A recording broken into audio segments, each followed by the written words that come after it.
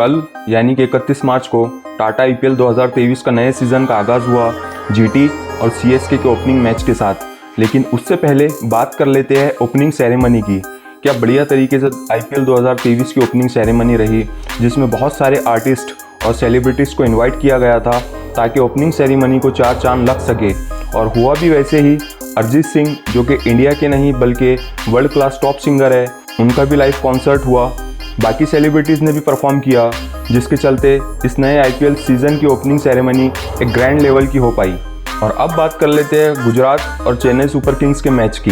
Fans जो stadium में आए थे मैच देखने के लिए, पहले तो उन्होंने ओपनिंग सेरेमनी का खूब आनंद लिया और उसके बाद फिर ओपनिंग मैच कर दी। हार्दिक पांड्या ने सबसे पहले टॉस जीतकर गेंदबाजी का फैसला लिया। CSK को पहले बल्लेबाजी के लिए आमंत्रित किया। उसके बाद फिर हमने देखा कि डेवन कॉनवे और ऋतुराज मैदान पर आते हैं, लेकिन मोहम्मद शमी अपने दूसरे ही ओवर में डेवन कॉनवे को क्लीन बोल्ड करके चलता कर देते हैं। उसके बाद में 3 नंबर पे आते हैं मोइन अली, जो कि काफी एग्रेसिव क्रिकेट दिखाते हैं और हर बॉल पे बाउंड्री के बाहर हिट करने का सोचते हैं और काफी हद तक वो कामयाब भी रहते हैं। गुजरात टाइटन के सारे गेंदबाज मोइन अली के सामने फीके पड़ते हुए नजर आए। ऋतुराज और मोइन अली की काफी अच्छी साझेदारी भी होती है उसी बीच। लेकिन जब गुजरात के सारे गेंदबाजों की कुटाई होती है तो फिर कैप्टन के पास एक ही ऑप्शन बचता है, राशिद खान। कैप्टन को राशिद खान को पावर प्ले में ही लेके आना पड़ता है और फिर एक हमें बैटल देखने मिलती मोइन अली और राशिद खान के बीच में। पहले 2-3 गेंदों पे बहुत कुछ घटा, बहुत कुछ हुआ, लेकिन उसके बाद में राशिद खान बाजी मार लेते हैं और मोइन अली को आउट करके उन्हें डगआउट का रास्ता दिखा देते हैं। अब राशिद खान की तारीफ में क्या ही कहना, आप उनके कद पे नहीं जाइए, वो छोटे पैकेट में बड़ा धमाका है। खान साहब इस सदी के सबसे बड़े स्पिन गेंदबाज है। चौथे नंबर पे आते हैं बेन स्टोक, जो कि काफी पैसे देके CSK ने उन्हें खरीदा है,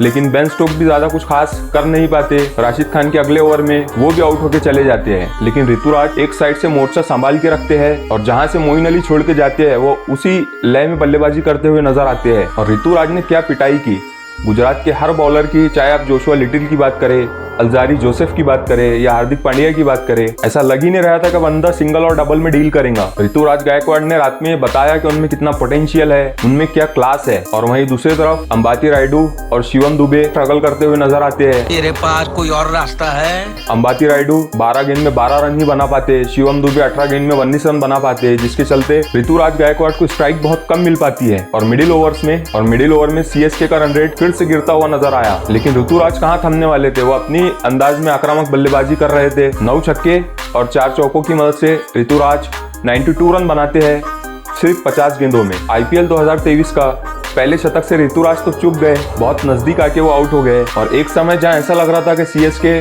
200 प्लस करेंगी, वहीं फिर ऋतुराज के आउट होने के बाद वो चीज नामुमकिन सी नजर आई। रविंद्र जडेजा भी आते हैं, वो भी 1 रन बना के आउट हो जाते हैं। लेकिन फिर लास्ट ओवर में सब फैंस को दर्शन होते हैं माही के, जिस पल के लिए सभी लोग काफी अरसे से इंतजार कर रहे थे। 20वें ओवर में MS धोनी ग्राउंड पे आते हैं और जिस वक्त वो ग्राउंड पे आते हैं पूरे ग्राउंड में सिर्फ एक ही आवाज गूंज रही थी, MSD। और वो फिर आते ही अपनी अंदाज में एक छक्का भी लगाते हैं, चौका भी लगाते हैं और अपने सभी फैंस का फिर से दिल जीतते हैं। उसी दौरान 20 ओवर खत्म हो जाते हैं।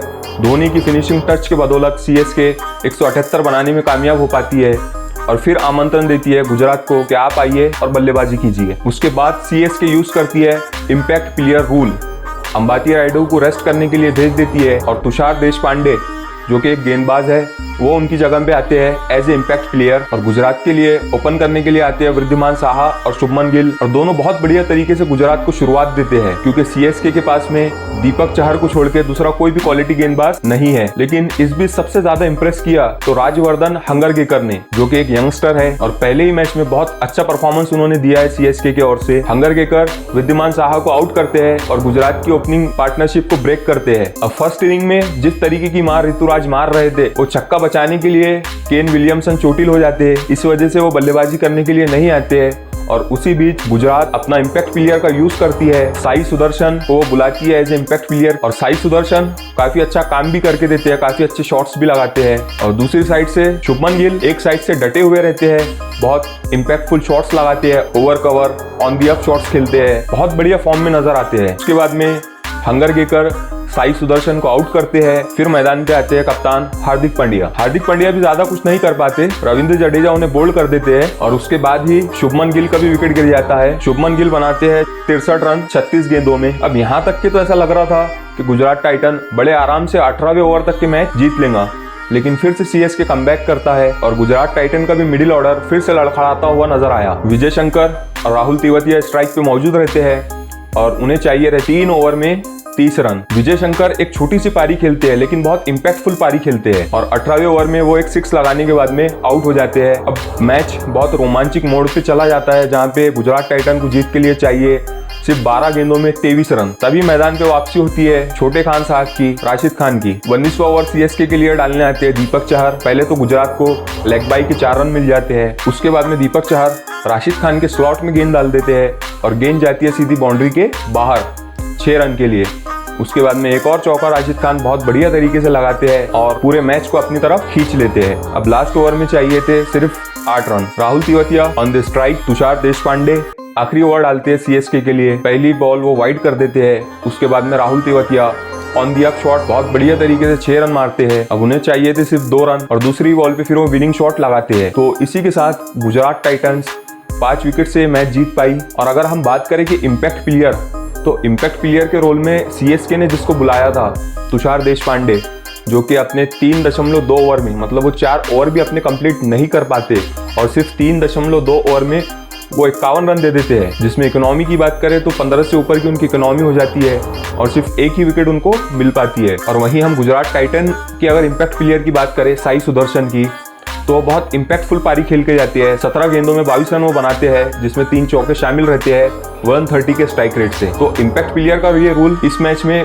गुजरात टाइटन के फेवर में गया, जिसकी बदौलत गुजरात टाइटंस ये मुकाबला जीतने में कामयाब हुआ। आपको क्या लगता है इस मैच के बारे में, आप हमें कमेंट्स में बता सकते हैं। और क्या as a impact player Tushar Deshpande को बुलाना सीएसके का ये कॉल राइट था या रॉन्ग था, ये भी आप हमें कमेंट में बता सकते हैं। और प्लेयर ऑफ द मैच बनते हैं राशिद खान, जो कि काफी इकोनॉमिकली गेंदबाजी करते हैं और सीएसके के बहुत महत्वपूर्ण 2 विकेट निकालते हैं और बल्लेबाजी में वो विनिंग शॉट्स भी लगाते हैं। और कल 19वें ओवर में एक ऐसा मूवमेंट हमें देखने मिला है जिससे फैंस काफी निराश हुए हैं। दीपक चहर की बॉल पे जो लेग बाई का जो 4 रन गए हैं, जिसको बचाने के लिए एमएस ने अपना 100% एफर्ट दिया, लेकिन उस वजह से उनके घुटने में चोट आई है। तो फैन काफ़ी निराश हुए इस मूवमेंट को। ये सैड ऑफ द मूवमेंट था मैच का। एक तो ऋतुराज का वो शतक से चूकना और दूसरा ये धोनी का डाइव लगाना, ये 2 सैड मूवमेंट है मैच के। फैंस यही उम्मीद कर रहे हैं कि उनको आने वाले अगले पूरे सीजन में खेलता हुआ देखे और अच्छा परफॉर्म करता हुआ देखे, बिल्कुल ओल्ड माही की तरह। और धोनी ने वो 6 और 4 लगा के ये बताया है कि अभी भी वो गेम उनमें बाकी है। शेर बूढ़ा ज़रूर हुआ है लेकिन शिकार करना नहीं भूला। तो फैंस की भी यही उम्मीद है कि आगे हमें विंटेज माही फिर से अपने पुराने वाले फॉर्म में, पुराने वाले टच में दिखेंगे और वो ऐसी ही फिनिशिंग टच अपने टीम को देते रहेंगे। तो आज के वीडियो में बस इतना ही। मिलते हैं अगले वीडियो में।